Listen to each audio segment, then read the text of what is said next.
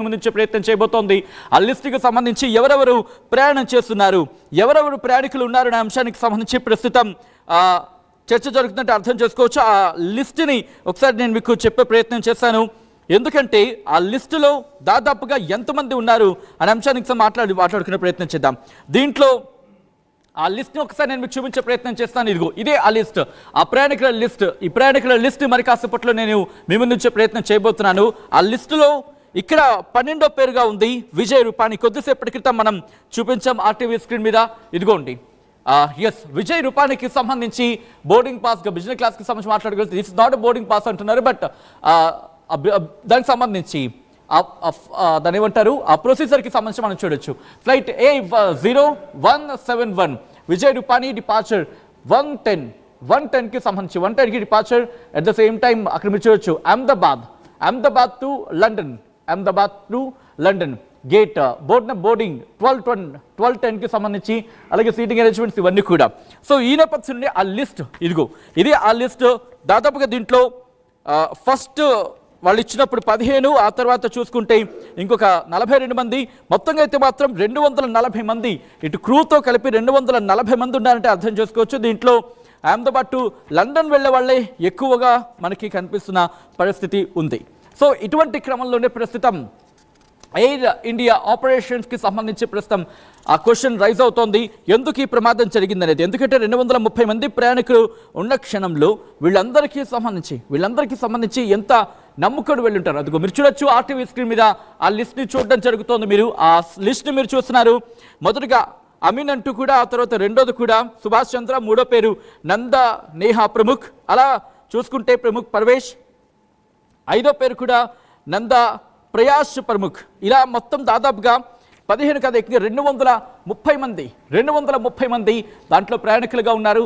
దాంతోపాటు క్రూ పైలట్తో కలిపి 240 మంది ఆ ప్రమాద ఘటనలో, మరి ముఖ్యంగా ఆ ప్రమాదాలు ఉన్నారంటే అర్థం చేసుకోవచ్చు. ఈ నేపథ్యంలోని ఈ ఘటన మీద ప్రస్తుతం పూర్తి స్థాయిలో ఇన్వెస్టిగేషన్ చేయడం జరుగుతోంది. ఆ లైవ్ అప్డేట్స్కి సంబంధించి ఎప్పటికప్పుడు మేము వచ్చే ప్రయత్నం చేస్తుంది ఆర్టీవీ. శ్యామ్ ప్రసాద్ మనతో పాటు, మాజీ wing commander, retired wing commander Shyam Prasad కూడా మనతో పాటు ఫోన్ లైన్లో జాయిన్ అవుతున్నారు. శ్యామ్ ప్రసాద్ గారు, ప్రస్తుతం అంటే ఎలాంటి సందర్భాలు ఇలాంటి ప్రమాదాలు తలెత్తే అవకాశం ఉంటుంది? ఇక్కడ మాట్లాడుకున్న పరిస్థితి ఉందంటే కనుక ఫ్లైట్ టేక్ ఆఫ్ అవుతూనే ఉంది, బట్ క్రాష్ అయిన సందర్భం అంటే ఎక్కడ జరిగి ఉండొచ్చు, లోపం ఎక్కడ తలెత్తే అవకాశం ఉంది అనుకోవాలండి? ఇది మన దేశంలో జరిగిన అతిపెద్ద విమాన ప్రమాదాల్లో ఒకటి అవుతుంది, కాబోయింది, లేదా ఆల్రెడీ అయిన దాంట్లో నిస్సందేహం, నో డౌట్ అన్నమాట. కానీ ప్రతి విమానం టేక్ ఆఫ్ ముందు చాలా సిరీస్ ఆఫ్ టెస్ట్లు జరుగుతాయి. చాలా దిట్టంగా చెకింగ్ జరుగుతుంది అనమాట. ప్రతి అంశంలో కూడా ఎయిర్క్రాఫ్ట్ సర్వీసబిలిటీ స్టేట్ నుంచి, ఎయిర్క్రాఫ్ట్ ఫిట్నెస్ స్టేట్ నుంచి, ఫ్యూల్ గురించి కానీ, వీల్స్ గురించి కానీ, ప్రతి ఒక్కటి సుస్పష్టంగా చెకింగ్ జరుగుతుంది. అలా జరుగుతుండేనే మనం ఈ రోజు ప్రపంచంలో ఒక one of the fastest growing economy civil aviation గా ఉన్నాం. కానీ ఇటువంటి దుర్ఘటనలు ఎందుకంటే మనకు తెలుస్తుంది, ఇవి కూడా there are some things which beyond our control. మానవుకి కంట్రోల్ కి బయట ఉండే విషయాలు చాలా ఉంటాయి. వాటిలో ముఖ్యమైనవి ఏంటి? బర్డ్ హీట్ ఎలా ఉంటుందంటే చూడడానికి పచ్చి చాలా చిన్నదిగా ఉంటుంది, కానీ అది ఇంజన్ లో దూరిన తర్వాత ఒక ఇంజన్ ఫెయిల్ చేసేసినప్పుడు విమానం ముఖ్యంగా టేక్ ఆఫ్ ల్యాండింగ్ అప్పుడు చాలా వీక్ గా ఉంటుంది. టేక్ ఆఫ్ అయ్యేటప్పుడు, ల్యాండింగ్ అయ్యేటప్పుడు ఆ జస్ట్ 2-3 మినిట్స్ చాలా క్రూషియల్ గా ఉంటుంది విమానానికి. ఎందుకంటే అంత బరువును లేపి భూమి ఆకర్షణ శక్తికి సారీ ఫర్ ది ఇంటరప్షన్. ఎందుకంటే కనుక ఇక్కడ DGCA నెంబర్స్ ని ఇచ్చింది, కాంటాక్ట్ నెంబర్స్ ని. ఎవరైనా కనుక ఇబ్బందికరంగా వాతావరణం ఉంటే కనుక నెంబర్స్ ని ఇమ్మట్టు కూడా ministry of civil aviation tweet చేసింది. Ministry of civil aviation tweet చేయడం జరిగింది. కాంటాక్ట్ నెంబర్స్ ఇచ్చింది, హెల్ప్ లైన్ నెంబర్స్ ని. మరి కాసేపట్లో నేను ఆ నెంబర్స్ ని మీకు చదివినిపించే ప్రయత్నం చేశాను. 01124610843 లేదా 9650391859. ఈ రెండు నంబర్లకి కూడా కాల్ చేసి ఆ నెంబర్స్కి కాంటాక్ట్ నెంబర్ చేసి హెల్ప్ లైన్ నెంబర్స్గా ప్రస్తుతం అక్కడ ఏర్పాటు చేయడం జరిగింది. ఇన్ లైట్ ఆఫ్ AI-17 అంటే air India 171 crash, an operational control room has been activated at the Ministry of Civil Aviation to coordinate all details అంటూ కూడా ఆ కాంటాక్ట్ నెంబర్ 01124610843 391-859 ఈ నెంబర్లకు కాంటాక్ట్ చేయాలంటూ ఎయిర్ ఇండియా చెప్పుకొచ్చింది. ఆ నెంబర్స్ని మరి కాసేపట్లో డిస్ప్లే ప్లే చేసే ప్రయత్నం చేస్తాను. కాంటాక్ట్ నెంబర్స్ని, హెల్ప్ లైన్ నెంబర్స్ని రిలీజ్ చేస్తుంది ఎయిర్ ఇండియా. మరి ముఖ్యంగా మినిస్ట్రీ ఆఫ్ సివిల్ ఏవియేషన్ ఇక్కడ కాంటాక్ట్ నెంబర్స్ని, హెల్ప్ లైన్ నెంబర్స్ని ఇచ్చిన పరిస్థితి ఉంది. ఆ నెంబర్స్ని మరొకసారి నేను మీకు చెప్పే ప్రయత్నం చేస్తున్నాను.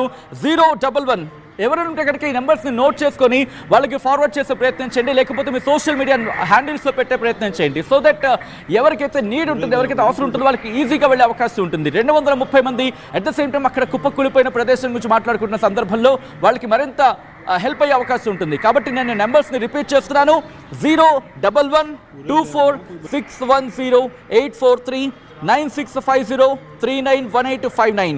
I repeat 011-24-610-843 అలాగే 9650-391859. ఈ రెండు నంబర్లకి కూడా కాల్ చేసి ఆ డీటెయిల్స్ని తెలుసుకోవచ్చు. కోఆర్డినేషన్ కంటూ కూడా ఈ సహాయ చర్యలకు సంబంధించి కోఆర్డినేషన్ కోసం నంబర్ అంటూ కూడా చెప్పుకొచ్చింది మినిస్ట్రీ ఆఫ్ సివిల్ ఏవియేషన్ అంటే అర్థం చేసుకోవచ్చు. దీంతో పాటు కేంద్ర ప్రభుత్వం ఎప్పటికప్పుడు అక్కడ పరిస్థితిని సమీక్షించడం, పర్యవేక్షించడం జరుగుతోంది. ఆ దుమ్ము ధూళి ఇంకా కూడా ప్రాంతాన్ని పూర్తిగా ఆవరించేసిన పరిస్థితి ఉంది. Former chief minister Vijay Rupani కూడా ప్రస్తుతం అంటే మాజీ ముఖ్యమంత్రి విజయ్ రూపానీ కూడా ప్రస్తుతం ఆ ఘటనలో ఉన్నారు. అంటే ఆ విమానం ప్రయాణంలో ఆయన ఉన్నారు అనేది ప్రస్తుతం అయితే మాత్రం సమాచారం అందుతోంది. ఆయన అక్కడ ఉన్నారు అనేది, అంటే విమాన ప్రయాణంలో ఉన్నారనేది ప్రస్తుతం తీవ్రమైన చర్చ దారితీస్తుంది, ఆందోళనకరంగా ఉంది. అయితే ఇక్కడ కన్ఫర్మేషన్ కోసం అందరూ ఎదురు చూస్తున్నారనే చెప్పుకోవాలి. ప్రస్తుతానికి అయితే మాత్రం ఈ ఘటన ఒక్కసారిగా అందరినీ షాక్ గురి చేసింది. అమిత్ షా కూడా రియాక్ట్ అయ్యారు. Pained beyond words by the tragic plane crash in Ahmedabad. Disaster response force have been quickly rushed to the crash site. Spoke with the Gujarat Chief Minister Sri Bhupendra Patel, Home Minister Sri Harsh Sanghvi and Commissioner of Police Ahmedabad to assess the situation అంటూ కూడా చెప్పుకొచ్చారు. At the same time Nirmala Sitharaman కేంద్ర ఆర్థిక శాఖ మంత్రి కూడా react అయ్యారు. Distressed on hearing about the flight crash in Ahmedabad. My prayers for all families and friends of those on board and the flight అంటూ కూడా చెప్పుకొచ్చారు. ఇలా ప్రతి ఒక్కరు కూడా రియాక్ట్ అవుతున్నారు. ఈ ఘటనకు సంబంధించి ఒక్కొక్కరు కూడా తమ రియాక్షన్ని అందిస్తున్నారు. Another breaking news of the screens of RTV. ఈ ఘటనకు సంబంధించి బీజే మెడికల్ కాలేజ్ హాస్టల్ పై ఈ విమానం కుప్పకూలిపోయింది. ప్రమాదంలో 20 మంది డాక్టర్లు మృతి చెందినట్టుగా తెలుస్తోంది. మృతులంతా జూనియర్ డాక్టర్లే కావడం ఆందోళనకరంగా ఉందనే చెప్పుకోవాలి. ఎందుకంటే విమానం కూలిన వెంటనే 2 భవనాల్లో కూడా మంటలు చెలరేగాయి. హెల్ప్ లైన్ నెంబర్స్ని కూడా ప్రస్తుతం 1800569144 బీజే మెడికల్ కాలేజ్ హాస్టల్ పై కూడా, అంటే బీజే మెడికల్ కాలేజ్ హాస్టల్ మీద కుప్పకూలిపోయింది విమానం. దాంతోపాటు మిగిలిన భవన సముదాయాలు కూడా అక్కడే ఉన్నాయి, నివాస సముదాయాలు కూడా అక్కడే ఉన్నాయి. దాంతోపాటు రిమెంబర్, ఇక్కడ మరొకసారి నేను చెప్పడం జరుగుతోంది, నిమిషానికి 400కు పైగా 400 కిలోమీటర్లు నిమిషానికి 400 కిలోమీటర్స్ పర్ మినిట్ అంటే అర్థం చేసుకోవచ్చు. ఒక్కసారి ఒకవేళ ఆ తీవ్రతతో వెళితే కనుక ఎందుకు ఇలా జరిగే అవకాశం ఉంటుంది, అంత వేగంతో వెళ్ళడానికి కారణం ఏంటి, ఇవి కూడా తెలుసుకునే ప్రయత్నం చేద్దాం. మనతో పాటు retired wing commander Shyam Prasad కూడా ఫోన్ లైన్లో కంటిన్యూ అవుతున్నారు. Shyam Prasad garu, sorry for the interruption ఇందండి ఇందాకలా. Sir please continue sir. మీరు చెప్పినట్టుగా ఇంత స్పీడ్ గా వెళ్ళాలి, దాదాపు 30-35 వేల కేజీల బరువును ఎత్తాలి అంటే without opposite to gravity, anti గ్రావిటీలో ఎంత సెన్సార్స్ పనిచేయాలి, ఎంత కంప్యూటర్స్, ఎందుకంటే ఎవ్రీథింగ్ వెరీ టెక్నాలజికల్ అన్నమాట. సో దీంట్లో ఈ టైంలో పిన్ పాయింట్ చేయాలి అంటే ప్లస్ నెంబర్ 1 ఈ పైలట్స్ కూడా చాలా బ్రహ్మాండమైన శిక్షణ ఇస్తారు, చాలా స్ట్రిక్ట్ శిక్షణ ఇస్తారు, చాలా కష్టపడతారు. ప్లస్ వాళ్ళ హెల్త్ కూడా, వాళ్ళ రెస్ట్ అండ్ రికూపరేషన్ ఇవన్నీ పకడ్బందీగా జరుగుతాయి. ఇటువంటి దుర్ఘటన జరగడం అనేది మోస్ట్ అన్ఫార్చునేట్, దురదృష్టకరం.